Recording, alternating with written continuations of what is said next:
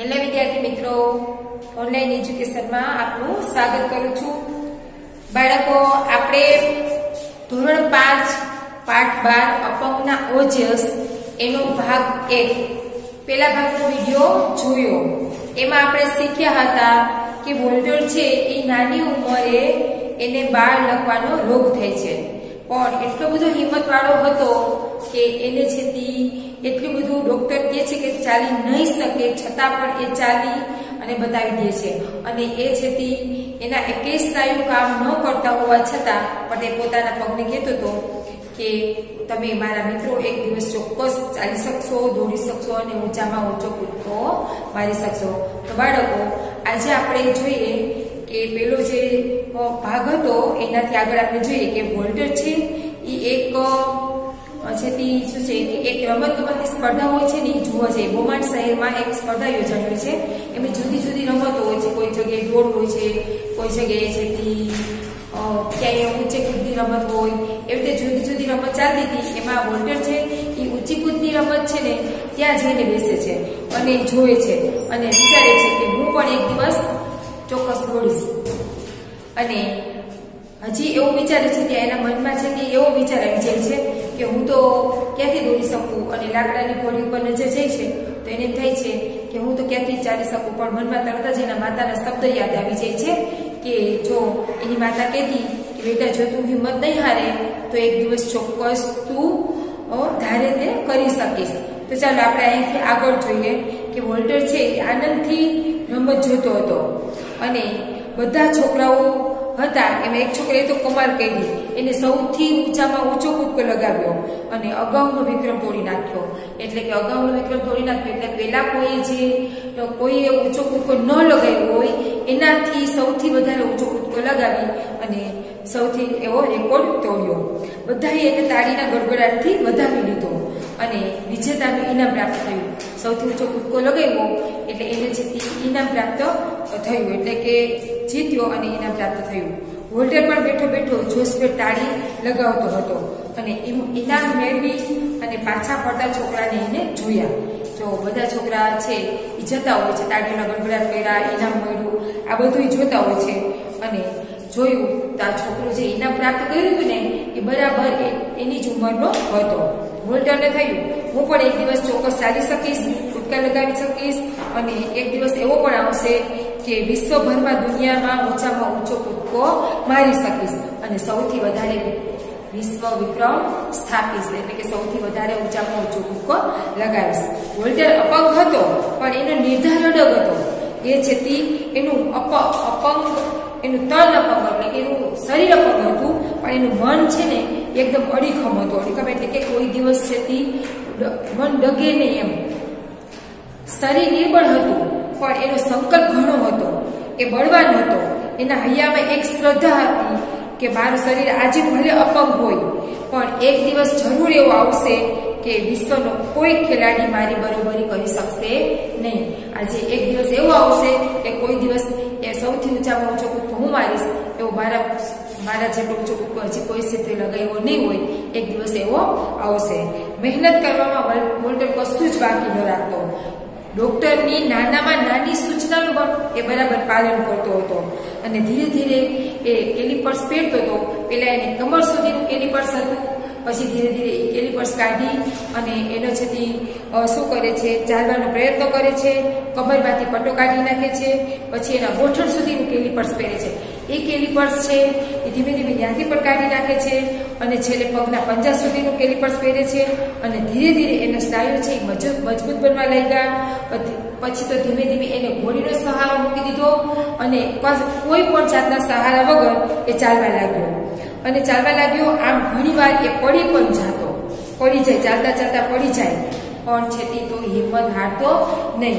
અને એ છેતી એની માતાએ એની જે શ્રદ્ધા અને એને વિશ્વાસ આપ્યો હતો કે બેટા તું જે ધારે તે કરી શકીશ, એ શબ્દો એને યાદ આવી જતા. અને એ ચાલવા લાગ્યો, પછી ધીમે ધીમે દોડવા લાગ્યો. તો ડોક્ટરો પણ અચરજ પામ્યા કે આ શું, એ પણ મોઢામાં આંગળા મૂકી ગયા. એટલે કે એને પણ અચરજ થયો કે જે બાળક કોઈ દિવસ ચાલી શકવાનો જ નહોતો એને બદલે એ છેતી દોડી પણ શકે છે. અને આ જે વોલ્ટરની હજી પણ એક ઈચ્છા અધૂરી હતી અને એ હતી ઊંચામાં ઊંચા કૂદકા મારવામાં એને જેટલી વિજેતા બનવાની. એના શરીરમાં તાકાત આવી ગઈ, એના સ્નાયુઓ છે એ ચેતન બનતા ગયા, એટલે કે એકદમ એના સ્નાયુ છે એનામાં એકદમ ચેતન આવતું ગયું, એટલે કે એકદમ છે આમ જીવાવી ગયો. ધીમે ધીમે એ દોડવા લાગ્યો, આખરે ઊંચા કૂદકામાં લગાવવા માંડ્યો અને ઊંચામાં કૂદકામાં એ ધીમે ધીમે દોડતો અને આવી અને છેતી કૂદકો લગાવ્યો હોય. પછી ઝડપથી દોડવાનું એને શરૂ કર્યું અને પછી તો પગની ઠેકથી ઊંચો કૂદકો મારી અને એ અન્ય રમતો કરતા પણ એની પગની તાકાત વધતી ગઈ. સૌથી ધીમે ધીમે કૂદકો મારતો, પછી મોટો કૂદકો, એનાથી મોટો કૂદકો લાગ્યો અને ધીમે ધીમે એના પગની તાકાત વધી ગઈ. વોલ્ટર ધીમે ધીમે બધી કળામાં હોશિયાર બની ગયો, બધી કળામાં પારંગત થઈ ગયો એટલે હોશિયાર બની ગયો. તે વધુ ને વધુ ઊંચે કૂદકા મારવાનો પ્રયત્ન કરવા લાગ્યો અને બોમાર્ડ નગરની સ્પર્ધામાં એ આખરે મોકલ્યો છે. એના પોતાનું શહેર હતું બોમાર્ડ નગર, એમાં હંમેશા પહેલો નંબર આવવા લાગ્યો. કોઈ પણ રમત હોય ને તો એમાં એનો જ વિજેતા થતો, એ જ પહેલો નંબરે આવતો. ટેક્સાસ રાજ્ય સ્પર્ધામાં એને વિક્રમ તોડ્યો. એની કાબિલિયત જોઈ એના દેશે એને ઓલિમ્પિક સ્પર્ધામાં ભાગ લેવાનું કીધું. એની કાબિલિયત એટલે કે એને થયું કે આ બાળક છે એ જીતીને જ ચોક્કસ આવશે, આ છોકરો છે જીતશે એટલે એને છે તે ઓલિમ્પિકમાં, એટલે કે આખા વિશ્વમાંથી 4 વર્ષે એ યોજાતી હોય છે રમત, એમાં છે એને ભાગ લેવા કહ્યું. અને ફિનલેન્ડ દેશની હેલસિંકી શહેરમાં એ 15મી ઓલિમ્પિકમાં ભાગ લીધો અને એને સ્પર્ધા યોજાણી. એમાં ઘણા બધા આખા દેશ વિદેશમાંથી બધા હરીફો આવ્યા હતા. એમાં અમેરિકા તરફથી આ 21 વર્ષનો, ત્યારે વોલ્ટર છે એ 21 વર્ષનો થયો હતો, એટલે 21 વર્ષનો આ વોલ્ટર છે એ જાય છે. ઓલિમ્પિક એટલે સૌથી જગતનો મોટામાં મોટી રમોત્સવ. ઠેકઠેકાણેથી ખેલાડીઓ આવે છે અને બધા આ સ્પર્ધામાં ભાગ લેતા હોય છે. એમાં પણ એને વિજય મેળવ્યો. ઊંચા કૂદકાની સ્પર્ધા માટે વોલ્ટર મેદાનમાં આવ્યો. એ ઊંચા કૂદકામાં એને ભાગ લીધો હતો એટલે મેદાનમાં આવ્યો અને એને 2 મીટર અને 5 સેન્ટીમીટરની ઊંચાઈ ધરાવતા વોલ્ટર જેટલો ઊંચો કૂદકો માર્યો. 2 મીટર અને 5 સેન્ટીમીટર એટલો ઊંચો એનો કૂદકો લગાવ્યો. એનો કોઈ હરીફ નહોતો, એને કોઈ પહોંચી શકે એવું હતું નહીં. જગતના ચુનંદા હરીફોમાં એને બધાને ઊભા કરી દીધા, એટલે કે જગતમાંથી એકદમ પસંદ થયેલા જે ખેલાડીઓ આવ્યા હતા એ સૌને પાછળ રાખી દીધા, એને બધાને પાછળ રાખી દીધા. વોલ્ટર નો સિદ્ધાંત હતો કે હતાશ થઈને કામ છોડવું નહીં. એને નક્કી જ કહ્યું હતું કે ગમે થાય પણ કોઈ દિવસ નિરાશ થઈ અને કામ છોડી દેવું જોઈએ નહીં. કામ પાર પાડીને જ અટકવું, ગમે તે થાય કામ પૂરું કરીને જ અટકવું. વોલ્ટરે કસાઈ સાધનની સહાય વિના દોડી અને ઊંચો કૂદકો લગાવ્યો. પરિણામ જાણે પછી સૌથી ઊંચો કૂદકો એને લગાવ્યો. પછી પરિણામ આવ્યું. પરિણામ એટલે એનું બહાર પડ્યું, રિઝલ્ટ એટલે કે પરિણામ બહાર પડ્યું. વોલ્ટર ડેવિસ પ્રથમ આવ્યો. સૌથી પહેલો નંબર એ વોલ્ટર આવ્યો અને એટલું તો ઠીક, પણ એ 2 મીટર અને 4 સેન્ટીમીટર જેટલો ઊંચો કૂદકો મારી અને સૌથી પહેલો એ આવ્યો. ઊંચામાં ઊંચો કૂદકો લગાવી અને ઓલિમ્પિક સ્પર્ધામાં એને સૌથી વધારે નવો વિક્રમ સ્થાપ્યો. આ 15મી ઓલિમ્પિક સ્પર્ધામાં પહેલે જ દિવસે ઓલિમ્પિક વિક્રમ સ્થાપનાર વોલ્ટર ડેવિસ બન્યો. હજી તો રમતગમતની સ્પર્ધા શરૂ થઈ હતી, એમાં હોય કે 5 દિવસ હોય, 7 દિવસ હોય, એમાં સૌથી વધારે હજી તો પહેલે જ દિવસે છે તે વોલ્ટરે છે તે આ વોલ્ટર ડેવિસ છે એનું નામ, તો વોલ્ટરે પહેલે જ દિવસે છે તે જીતી લીધું અને બધાએ એને તાળીઓના ગડગડાટથી એકદમ વધાવ્યો અને એને સુવર્ણચંદ્ર પ્રાપ્ત, સોનાનું મેડલ પ્રાપ્ત થયું અને બધાએ વોલ્ટરની સિદ્ધિ, એટલે વોલ્ટરની આવી જે સિદ્ધિ છે એટલે કે એને જે સફળતા મેળવી એની આખા દેશ દુનિયામાં માન પામી અને આખા દેશ અને દુનિયામાં પણ વાતો થવા લાગી કે એક અપંગ બાળક જેથી કોઈ હાલી શકે એમ નહોતું, એ બાળક આજે ઊંચામાં ઊંચા કૂદકાની રમતમાં સૌથી પ્રથમ વિજેતા પ્રાપ્ત થયું. એનો પુરુષાર્થ લોકોના દિલમાં આદર પામ્યો. એને જે મહેનત કરી એનાથી લોકોને એના પ્રત્યે માન થયું. આ સિદ્ધિ પછી પણ વોલ્ટર ડેવિસ આનાથી પણ ઊંચા કૂદકા લગાવ્યો.